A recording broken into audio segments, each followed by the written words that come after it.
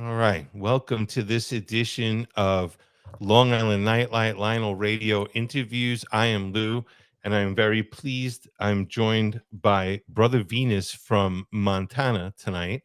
So that's pretty awesome. So I just want to give these guys, Cody and Kurt, a chance to say hello here, and then we'll get into it. So what's going on, guys?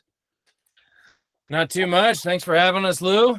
We're excited to be on the show and Cool. get to talk about some of this new music we've been working on. All right, awesome. Thanks, guys, and thank you for giving your time. I appreciate that. You guys are from Montana, is that correct? I don't want to mispronounce the city or town name. Is it Belgrade? Is that how it's pronounced? Or Yeah. okay. And to my knowledge, it looks like you guys started up around 2019. Is that also accurate? Or Yeah. cool. Yeah. So anyway, I want to talk about the new single first, and then maybe we could get into a little bit about your like individual stories, how you guys got together and who your influences are and everything like that. But I've been checking out Hit the Ground. It was distributed to me by, I want to pronounce it correctly, Sode Records, Sam Ode. Okay. The record label has been awesome, sending me great tunes for probably over a year at this point.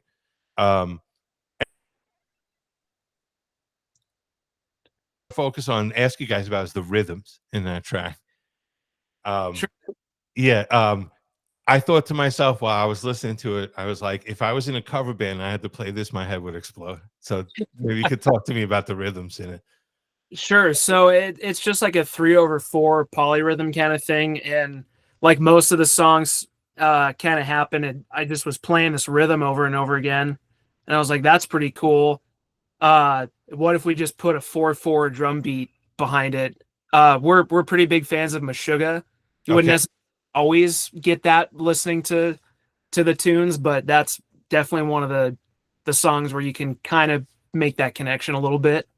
Cool. Awesome. Yeah, no, it's like it really flows the tune and everything, but there is a complexity to that rhythm. And like I said, I'm glad that I don't have to learn it because I'm like, that's tricky stuff going on there. So you guys must, when you're writing, when you're creating, you must really work together on that. It really kind of depends. A lot of the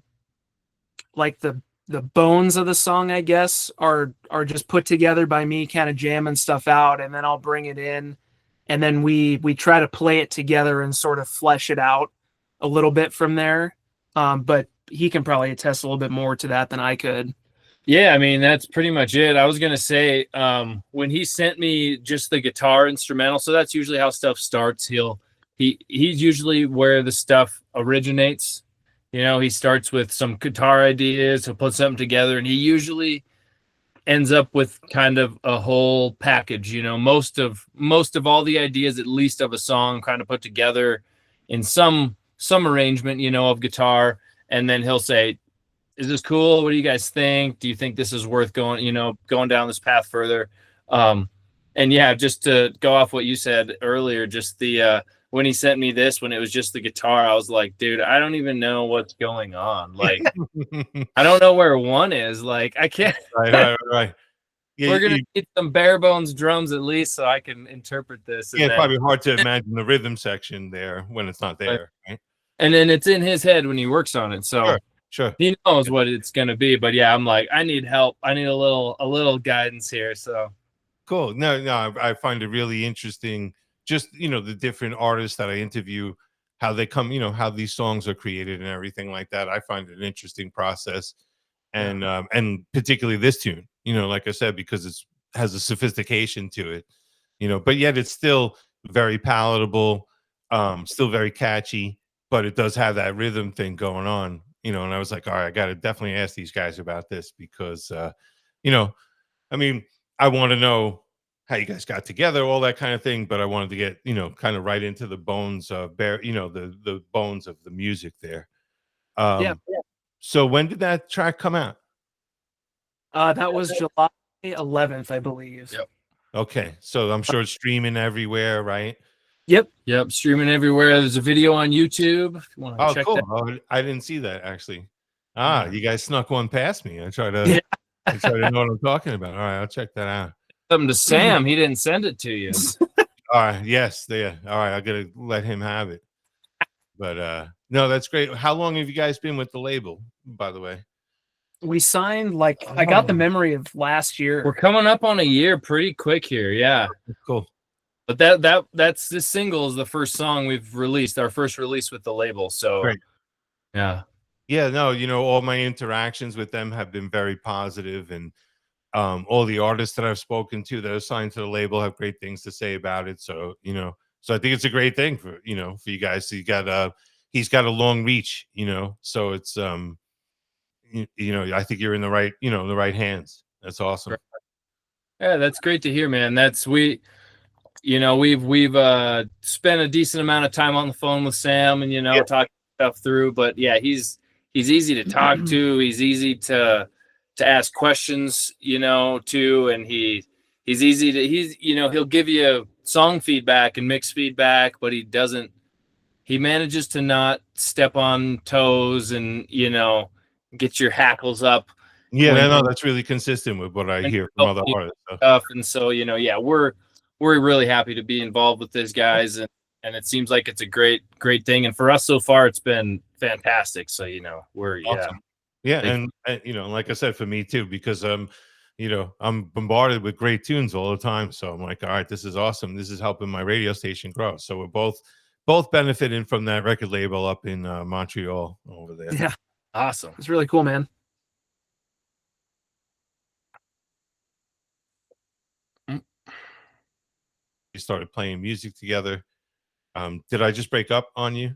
You did a little bit for a second. Yeah, we just got the playing music together. Okay, yeah. So what I was saying, I think we're maybe starting to run into issues here again. Oh boy, am I coming through at all, guys? Yeah, good right now. We're good. Okay. So I just want to know a little bit about the backstory, how you guys met, how you started playing together. Maybe even you could tell me like how you got started in music in general. Sure. Do you want to start? Sure, I'll start. I grew up in a little town in northeast Montana called Plentywood, and so it's about as far away as you can get from here and still be in Montana. Oh wow! About 500 miles away. So, wow. Yeah, those long spread out distances. But I grew up there and just kind of had a pretty average small town life growing up. I kind of took a shine to music when I was in elementary school and middle school and just kind of enjoyed it. My mom and my grandpa and my aunt had a little country trio where they'd play, the community center in the little towns for the class reunion and stuff like that. And so it was always around me. And when I got into middle school, I started playing trumpet and loved trumpet, just kind of had a knack for it. And then got started singing my freshman year of high school and realized that kind of had something going there, and ended up going to MSU and singing at MSU. I started playing guitar when I was probably 14. And that's pretty much it for when I was younger. Once I got into college, I kind of started dabbling around a little bit. Just, we had to learn keyboard skills for music college at MSU, and have a principal instrument, in which I went with voice, of course. And so, yeah. And while I was at MSU in the music department, learning music technology, that was my major, I ended up meeting this guy. And he was in the music department same year as me at music education. So we had some classes together and ended in some mutual friends, and kind of ended up rubbing elbows. And then we had a band then. So back in 2014 to 2015 or so? 2016. So a couple years we were in a band, and he was actually playing bass and was getting a lot of attention from the local community for his proficiency on bass and the slapping and funk I didn't know what was coming right there. Yeah. I was He, like, is he running around without his clothes? Or what? I didn't know what you were gonna say. All right, good, good. he was popping and slapping, and he's blowing people's minds. So Okay, all right, we good. kind of started there with this funk band called the Bent Bones, and then that sort of blew up around 2016. But we stayed close friends. I got a house here. We built a little studio in the basement, and so we've been doing studio stuff and all that. Plus, then after a few years of kind of fun studio pet projects and working with other bands, and he joined a metal band, and I kind of was messing around with some guys in another band, and we're just like, wait a minute, why aren't we doing this again? Yeah. Like, we're both looking for this thing, and we live together, and so we were like, let's do it. So then we started this band, and I don't think I took too much of his half of the story here, but I just want to interject for a minute. When you say music education, do you mean are you guys teachers? Did you go in for teaching music, or? I was a teacher for 7 years. Oh yeah, I'm a teacher. That's why I asked. That's why I got it. Awesome. Nice. Yeah, and my major was called music technology. Okay, I got you. So like the idea for me was like studio stuff, but it was it was really a broad net. We did studio. We really kind of touched on a million things, and then they kind of let you run from there. So okay, I was curious about that just because I teach. So yeah. Now he was a fantastic teacher for 7 years. Yeah, all of his schools had nothing but amazing things to say and beg him to stay. But yeah, well, I'm on the other end of it. I've been teaching for 30 years, so I see the light at the end of the tunnel. Thank God. But that's my story. I don't want to go. So so Cody, tell me about yourself then. Me about myself. I'm sorry. I mean Kurt. I'm sorry. Yeah, you're good. So I come from a very musical family as well. My dad is a trombone player, euphonium player. He was in the Purdue marching band in the 80s. Wow. So we grew up around a very like band centric house. So like him, in 5th grade, I started playing trumpet, but I also started playing guitar about that same time. And then it just sort of escalated from there. I wanted to figure out how to play every instrument, how it worked, especially drums. I had always really wanted to play drums, but that wasn't necessarily like the wisest choice, just because they're pretty loud and kind of obnoxious when you're learning how to play them. So that came a little bit later. And so, yeah, I met Cody at Montana State in 2012 when I was doing the music ed stuff. And coincidentally, my principal instrument was percussion. So go figure. Right. Yeah, and then we did the Bent Bones thing for a couple of years. And then when that kind of blew up, we lived together in this house here for another 7 years.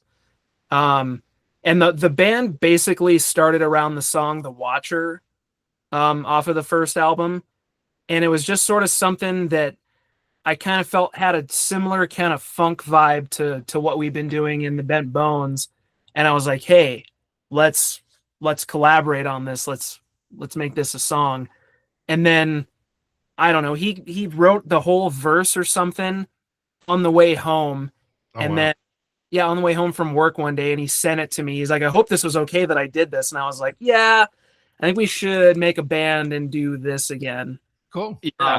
Yeah, I remember he just kind of sent me this, a sound file when I was at work, and he's like, hey, he called it, so the band was called the Bent Bones, and he said he called it New Bent or New Bone or something. And he's like, I don't know, I was just messing around, and this kind of fell out. It just reminds me of, the band we used to be in, and just sent it. And he's like, he just sent it and just said, it sounds like a bridge, like a sort of from the last band to the new band. Yeah, like, what do you think about this? This is kind of cool. And I popped it on in my car on my drive home from work, and just immediately started feeling, lyrics, melodies, and started just kind of singing it. And then as soon as I got home, I kicked on the computer and set up my mic and just started recording, and it just kept coming and kept coming. And I basically kind of had most of the song done, and then I messaged him and I was like, hey, I don't know what you were going to use this for, but I kind of wrote it, so I don't know what you think. I don't know. We didn't have a plan to write a song. We didn't have a plan to have a band or anything. He was in another band, but he's like, I wrote this riff. Doesn't really fit for my other stuff. I thought you might enjoy it because it's like our last band. And I kind of finished it. And then he was like, dude, why don't we have a band? And I was like, we should probably have a band. Yeah. And then that was it. And then as soon as we had the thought, we were like, duh, it was one of those moments of like, yeah, what have we been doing? Yeah. But yeah, so then from there it's just been go. So all right, so I got maybe like 2 more questions for you guys. So all right, so you're saying so it's go. So what is next for you guys? Do you have shows coming up? Are you taking a break? Are you writing more tunes? You got another release coming? What's happening next with Brother Venus? So basically, yes to all of that, except taking a break. All right, good. We're kind of coming out of a break. We had lost our bass player, like May of last year, and just really struggled trying to find somebody. So we were kind of dormant for a while, and mostly just working on new songs and trying to find somebody that could play bass for us. So we have another single that's going to come out on September 4th. It's called Faith. Sweet. And then we have 2 more singles that we're in the process of kind of fine tuning and demoing out. And then we have an absolute pile of songs that we're trying to go through to compile into an album eventually, right, which is proving difficult because I don't know. I think all this stuff is pretty cool. It's how do you pick your favorite children? Sure. Yeah. Like what stuff kind of goes together. So we're working on a lot of recording stuff. We also have our first comeback show. We're going to do another driveway show here in at the end of September. Oh. And then our first official show is booked for December. Sounds right. I think the first Friday in December. I can't remember exactly what date that is, but first half. Well, I'm sure the new single is going to get distributed to me through the label, so I don't have to bug you guys to send it to me because it's going to come anyway. Better. Yeah. If it doesn't, you better ask us for it. We'll send it. Yeah, no, absolutely. But yeah, no, it's good. I get everything that comes from them, which is awesome. Like I said. Yeah, no, that's great. When you guys are younger guys, when you get to be my age, you like those breaks. You're really looking for the break, Yeah. So, no, that's awesome that you guys have so much going on. I have one more question for you. It's like so out of left field. It's like a personal thing. Where is Missoula from you guys? Straight west, like about 3 hours. Just about 3 hours. Wow, so okay, so it's nowhere nearby. Not exactly, but in Montana, that's in the neighborhood. It's not that far. Right. It's not, I don't find myself there very often, but if there was like a really awesome concert in Missoula, it would be like, be excited. So it's a haul, but everything's a long ways away in Montana. Many years ago, I was having some difficulties, career things, and I just wanted to move to Montana. And the reason I chose Montana is because it's just so far away from Long Island, you know? So, and for some reason I targeted Missoula. I was looking at real estate. I was looking at prices of rentals. I mean, I was like really contemplating this. And now you guys are the first, actual people that I'm chatting with from Montana. So I was like, I got to ask about this. That's awesome. It seems like a nice place. So I think you would have loved it. Yeah, it's like a very intellectual place from what I read. So I may have had a hard time fitting in. No, I think that's an over exaggeration of the intellectualness and also under exaggeration of yourself there. You guys are nice guys. I'll have you back anytime. So guys, it's been a real pleasure, meeting you virtually here like this. I appreciate you guys taking your time out, dealing with the technical difficulties too. Dealing with me reversing your names, which I know I'm old, but when I was young, I still struggled with names, and I'm a teacher. Okay, next week I got to know 80 kids' names, and I'm not going to know any of them. And this is the stress I've been going through for 30 years. But like I said, once again, it's not about me. It's about you guys. You start next week, first day next week? Yeah, first day is Tuesday. Good luck. No, yeah, I'm going to need it. Thank you. I'm going to just be like, hey, you in the blue shirt. Right? You. In June, I'll probably be saying that. But anyway, guys, definitely stay in touch. Stay on the line after I sign off here if you can. And for those of you who are watching, thank you so much, of course, for tuning in wherever you're viewing this. If you're listening, we've been talking about Brother Venus's tune Hit the Ground, and that's going to follow up the interview right now. Okay, so thanks a lot. That's it for this episode of LINL Interviews, and we will see you soon. Okay.